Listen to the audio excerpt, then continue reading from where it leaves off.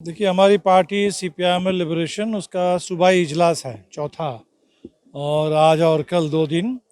तो उसको इनागरेट करने के लिए मैं यहाँ आया था। कल मैं सीपीआई के राष्ट्रीय महाधिवेशन में विजयवाड़ा में था, वहीं से मैं सीधा यहाँ आया। मैं दीपांकर, पार्टी का महासचिव।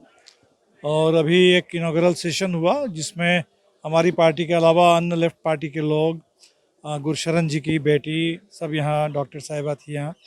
और हमें लगता है कि इस समय पंजाब में जो तब्दीली आई चुनाव में, पहली बार आम आदमी पार्टी बहुत दिनों के बाद यहाँ कांग्रेस अकाली छोड़ करके किसी पार्टी की सरकार बनी। दूसरा, जो कि इतना बड़ा किसान आंदोलन था जिसके चलते सरकार ने 3 कानून तो वापस किए, लेकिन किसानों के साथ धोखा हुआ। जो एमएसपी देने की बात थी, उसके कानूनी हक किसानों को मिलने की बात थी, उस दिशा में कुछ नहीं हो रहा है। और पूरे देश में इस समय जमहूरियत पर ज़बरदस्त हमला है। कितने सारे लोग जेल में बंद हैं। पंजाब के अंदर भी खालिस्तान के दौर में जिनको गिरफ्तार किया गया था, सज़ा पूरा कर लेने के बाद भी अभी भी दर्जनों लोग जेल के अंदर हैं। तो पूरे बंदियों की, कैदियों की रिहाई की भी मांग है। तो इन तमाम सवालों को लेकर के एक बड़ा आंदोलन देश के पैमाने पर और पंजाब के अंदर, इसको तेज करना ये इजलास का मकसद है। और अगले साल के शुरू में बिहार के पटना में हमारी पार्टी का राष्ट्रीय महाधिवेशन भी होगा। उसी दिशा में ये सूबाई इजलास है। इस वक्त जो पंजाब के या देश के जो हालात चल रहे हैं उसको आपकी पार्टी या आप कैसे देखते हैं? देखिए, ये बहुत ही इस देश के लिए दुर्भाग्य का दौर है। इतना ज़बरदस्त संविधान पर हमला, जमहूरियत पर हमला इससे पहले कभी नहीं देश में हुआ है। आप देख सकते हैं कि साईं बाबा को बॉम्बे हाई कोर्ट बरी कर देते हैं और अगले ही दिन सुप्रीम कोर्ट फिर पूरे हाई कोर्ट के राय को ही पलट देता है।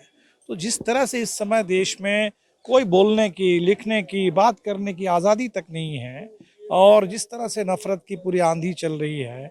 अभी राजेंद्र पाल गौतम आम आदमी पार्टी के मंत्री थे दिल्ली में, और विजयादशमी के दिन, अशोका विजयादशमी के मौके पर बहुत सारे दलितों ने वहाँ बौद्ध धर्म का अपनाया।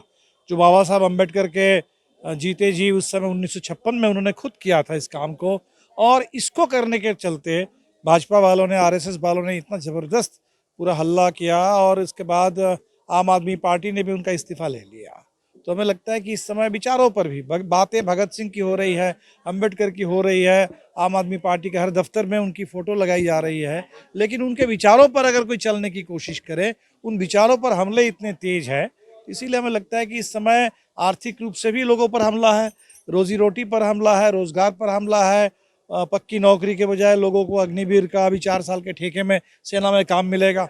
और सिर्फ सेना नहीं, बैंक से लेके, रेलवे से लेके, स्कूल, कॉलेज, यूनिवर्सिटी, पूरे देश में सिर्फ ठेके पर नौकरी लोग करेंगे।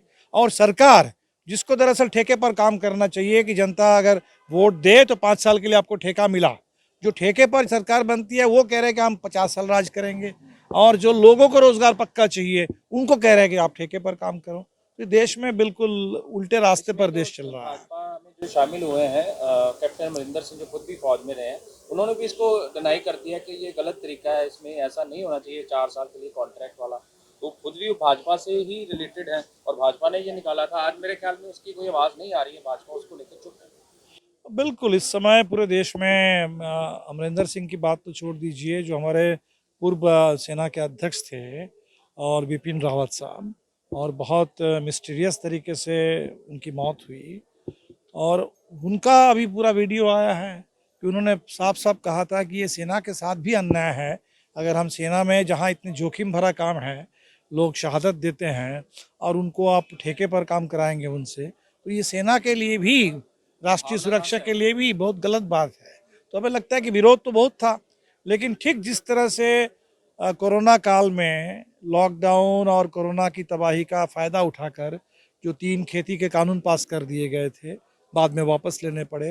बिल्कुल जिस तरह से 4 श्रम कोड थोप दिया गया इस देश में मजदूरों के हक को छीनते हुए, उसी तरह से ये रोजगार पर हमला कर दिया गया, अग्निवीर। तो ये तो सरकार, जो मोदी जी ने कहा था कि आपदा में अवसर ढूंढना है, तो आपदा में उन्होंने अवसर तो ढूंढ लिया, अदानी अंबानी के लिए अवसर ढूंढा, और लोगों के हक छीनने का उन्होंने अवसर ढूंढ लिया। ये जो आपने बात कही कि जैसे बौद्ध धर्म को अपनाया और आम आदमी पार्टी ने भी उनको निकाल दिया, वो तो कहते हैं हम समाजवादी हैं और समाज की जात पात को नहीं मानते हैं। तो क्या ये भाजपा की वो उस पर वो चल रही है विचारधारा पे आम आदमी पार्टी?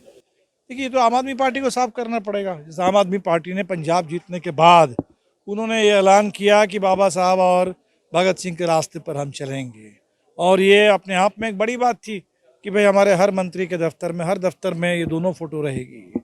तो हम तो समझ रहे थे कि अगर फोटो की बात है तो फोटो का मतलब क्या, विचार, उन विचारों पर आप चलेंगे।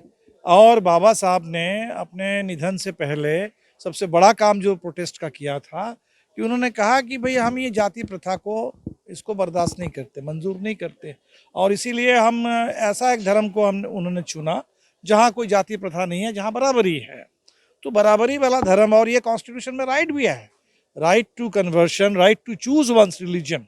इस देश में हर नागरिक को ये अपना हक है कि हम अपने पसंद के हिसाब से किसी मजहब को चुन सकते हैं।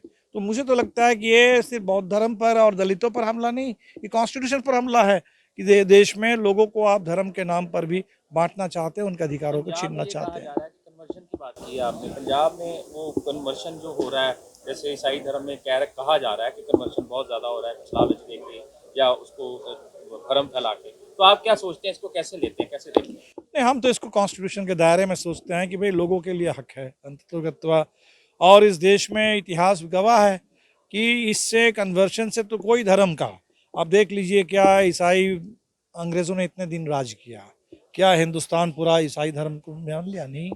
इस देश में मुगलों ने इतने साल राज किया, क्या उसके चलते हिंदुस्तान में करोड़ों करोड़ लोग 50-60% लोग मुस्लिम हो गए? नहीं हुए। वो कह रहे हैं कुर्बानियों की जरूरत है, नहीं नहीं नहीं, बिल्कुल नहीं। हमें लगता है कि ये धर्म के नाम पर लोगों को बांटने, डराने, धमकाने की कोशिश हो रही है। बिल्कुल नहीं, लोगों को अपना अपना धर्म चुनने, ये बिल्कुल अपने हिसाब से चलने, ये पूरे छूट है इस देश में। इसी को कहते हैं डेमोक्रेसी। डेमोक्रेसी में लोगों को अपना धर्म, अपने विचार, अपने बात को रखने, उसका पूरा छूट है।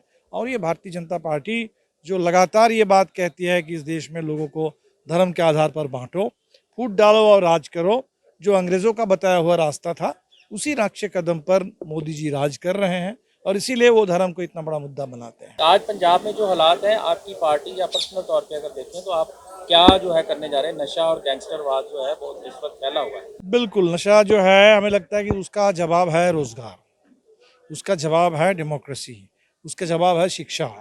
आप बिल्कुल इस पंजाब में भी, पूरे देश में जिस तरह से आपने शिक्षा को बर्बाद किया, जिस तरह से आपने रोज़गार के सारे रास्ते बंद कर दिए, तो नेचुरल है कि आप नौजवानों को नशे की ओर धकेलना चाहते हैं। तो हमें लगता है कि ये जो झूठ, ये नफ़रत, ये सब कुछ लोगों को मनोवैज्ञानिक तौर पर भी कमज़ोर किया जा रहा है। तो अगर लोगों का मनोबल ऊँचा रहेगा, ये भगत सिंह के उत्तराधिकारी ये नशे के रास्ते पर क्यों जाएंगे? बिल्कुल नहीं जाएंगे। तो नौजवान विचार के, सरकार आती है, कोई कहता है मैं 4 हफ्ते में बंद कर दूंगा, कोई कहता है मैं महीने में कर दूंगा, पर बंद किसी से नहीं हो रहा है, या हो नहीं रहा है या किया नहीं जा रहा। नहीं, वो दोनों ही हैं, दोनों ही हैं। हमें लगता है कि ये कोई भी चीज़ है जो इतने सालों से अगर फैला है तो रातों रात नहीं जा सकता, लेकिन अगर संकल्प हो, मजबूत कोशिश हो, इरादा नेक और मजबूत हो, बुलंद हो, तो बिल्कुल हो सकता है।